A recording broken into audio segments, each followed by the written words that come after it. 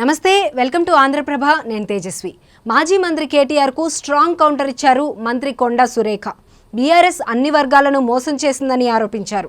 కాంగ్రెస్ ప్రభుత్వం 100 రోజుల్లో పడిపోతుందని ప్రజలను తప్పుదోవ పట్టించే విధంగా వ్యవహరిస్తున్నారని మండిపడ్డారు. కేటీఆర్ ఏం మాట్లాడుతున్నారో ఆయనకే అర్థం కావడం లేదన్నారు.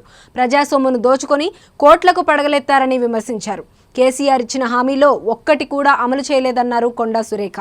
కాళేశ్వరంపై న్యాయ విచారణ అనగానే కేసీఆర్ కేటీఆర్కు వణుకు స్టార్ట్ అయిందన్నారు. తెలంగాణ రాష్ట్రం మీద పడి తెలంగాణ రాష్ట్ర ప్రజల సొమ్మును పందికొక్కుల్లాగా వేసి అడ్డంగా బలిసి ఈరోజు కోటీశ్వర్లైన మీరు తెలంగాణ ప్రజల గురించి మాట్లాడే హక్కు మీకు లేదు. ఎందుకంటే తెలంగాణ ప్రజలకు మీరు చేసింది శూన్యము.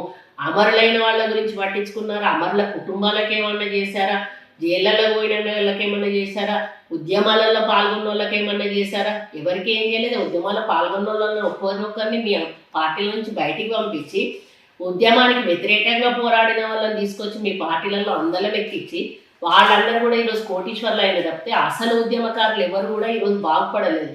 అటువంటి పరిపాలన మీరు అందించి అడ్డంగా ప్రజాస్వామ్యను దోచుకొని తిని ఈరోజు దొంగల్లాగా తిన్నారు. కాబట్టి ప్రజలు మిమ్మల్ని బయటికి పంపించి మమ్మల్ని ఈరోజు అధికారంలోకి తీసుకొచ్చారు. కాబట్టి ఇది గమనించి మాట్లాడితే బాగుంటుందని కేటీఆర్ గారికి హెచ్చరిస్తాను.